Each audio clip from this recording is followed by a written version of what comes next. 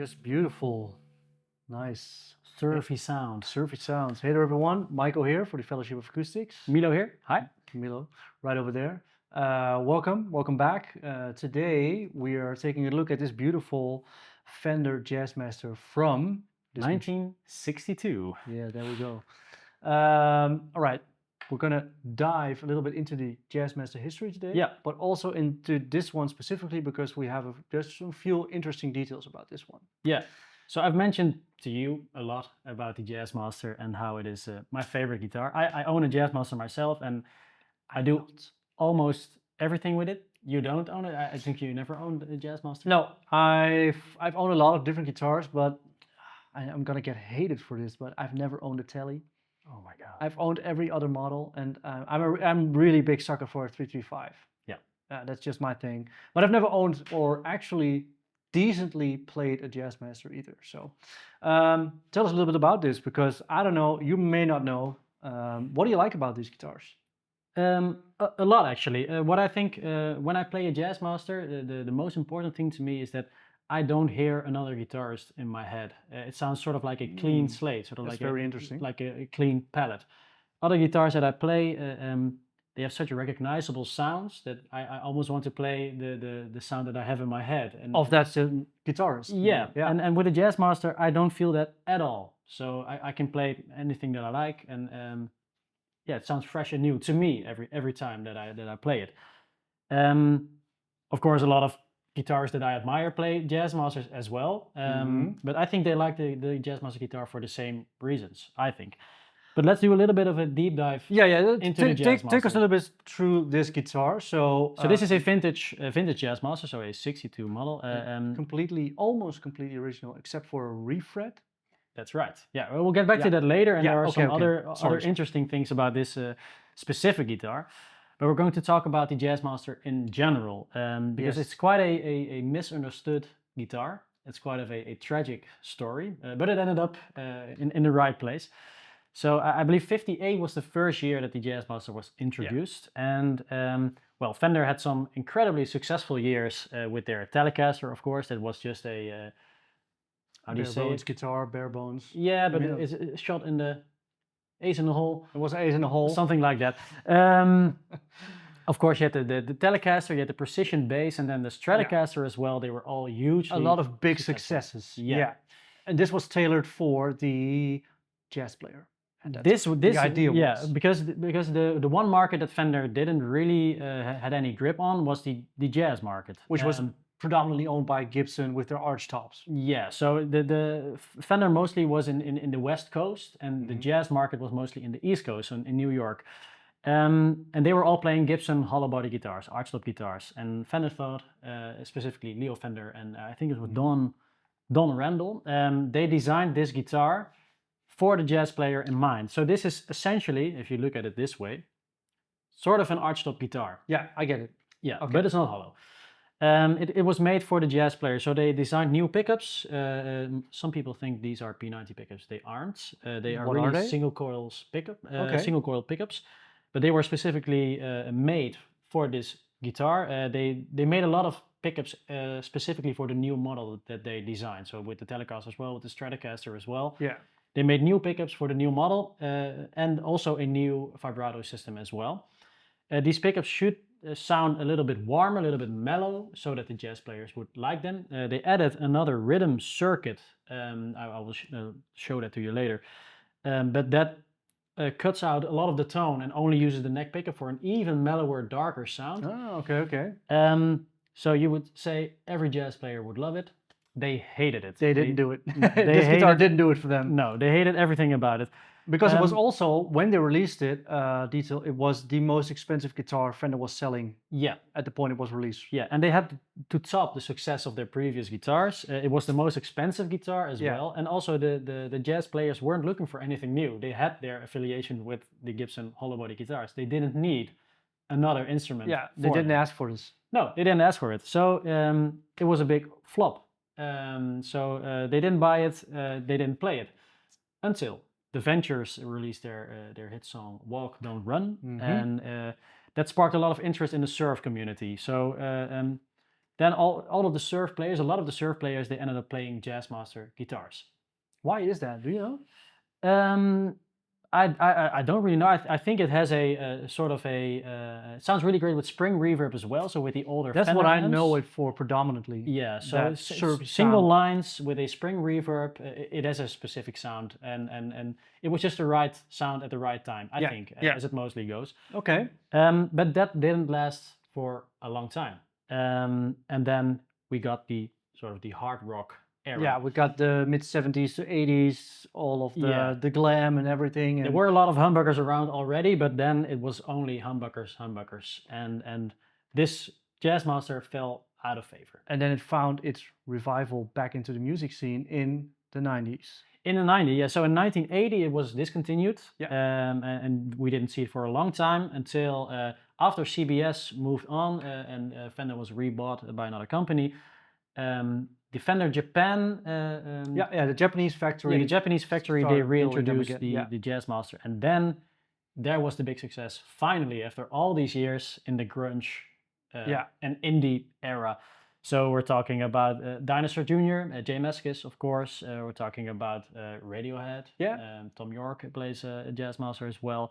Nels Klein, Wilco, one of my favorite guitarists, plays a Jazzmaster, and a lot of others played it. I think it might have to well. do also with the fact that, well, the 80s was a lot of these high gain, screaming, trebly sound guitars.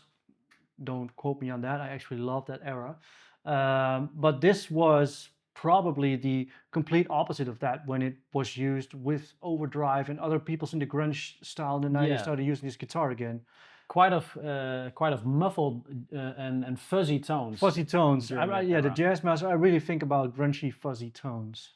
And it also has a lot of extra noise, which was nice because it was a noise-centered music scene. You get a lot of the behind the bridge noise. But I'm also thinking that's all of the history about it. Yeah. A lot of talking. Can we get a few more tones, and can you show us that rhythm circuit, and then we'll get back to this specific one. Sure. So firstly, the sort of the surf sound.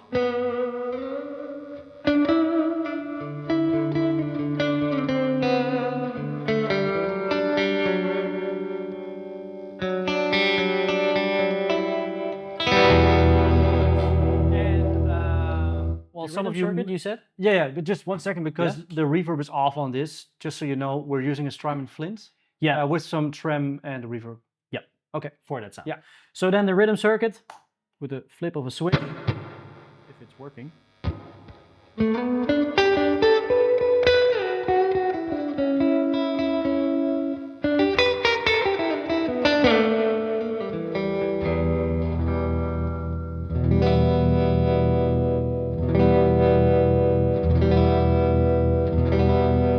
So you get a darker sound, you get some extra controls here. It is really beautiful, warm, without getting too woolly. Yeah.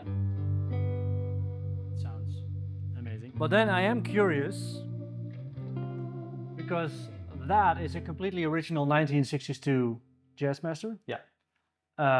This is a modern age custom shop version of that. Yeah.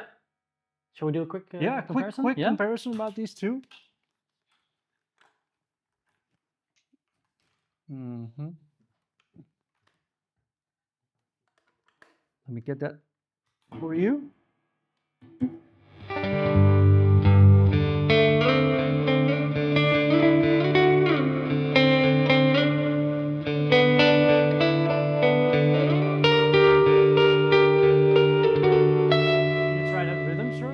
Sorry, it's not on there. I think you had. I'm just curious. It doesn't really matter. Okay, it doesn't matter. You go to the neck pickup. I'm an idiot. I don't know these details.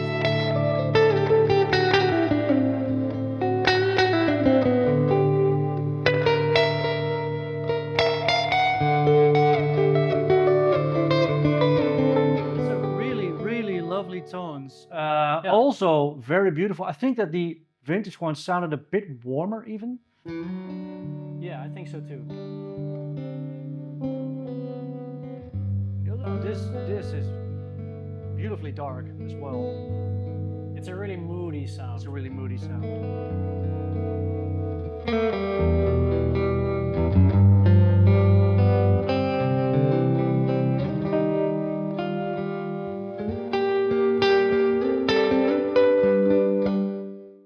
this guitar. Very great, beautiful.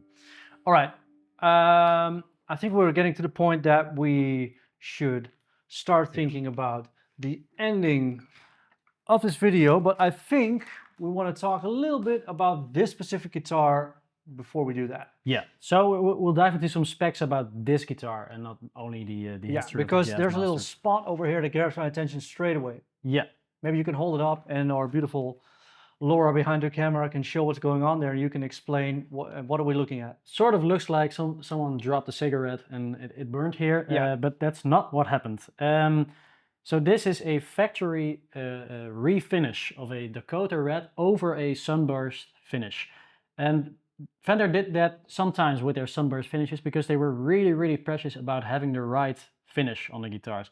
If they weren't happy with the Sunburst finish on the guitar, they sometimes did a refinish on them. It did not happen often. No, it did not happen that often. And what's nice with these refinishes, you see the old Sunburst finishes poking through after you've played it a lot. And they used car paint for this. The red is car. The red is a car paint. Okay. And what's funny about it, mostly we use a UV light to spot original finishes. The nitrocellulose that's on these guitars mostly, that lights up green after it has aged a little bit. But they didn't use a nitrocellulose layer on this guitar after they used the car paint. Okay. Just cost-saving measures. But they did do it on the headstock because they needed to do a logo on it. So there's a difference. The headstock glows up green, the body doesn't. That's so funny. But we have ways to know that they did it in the factory because you have the sort of the drill holes where they would attach the body when they were spray painting it. And that's underneath the red paint. Yeah. And so that's really, you don't see this a lot. So a Dakota Red over a Sunburst finish, it's a really rare From factory. sight. Yeah. From the factory, yeah. Really cool.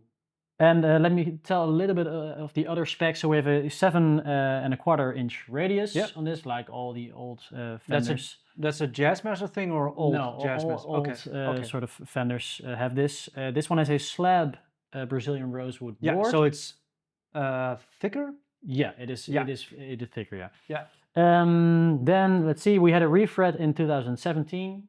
That's the only thing that isn't original. Then the pots on this, they date back to the 22nd week of 1962. So that's how we know it's a 1962 guitar. Yeah, what can we say? Maybe just have one little bit, if we can get it on the light, a bit of the glare, because the finish on this is insane. I'm not sure if we can get that across, but you should definitely check it out if you have the chance. Let's end with a few tones. There is a complete demo of this guitar on our demo channel as well. Yeah, let me get that for you. But take us out of here.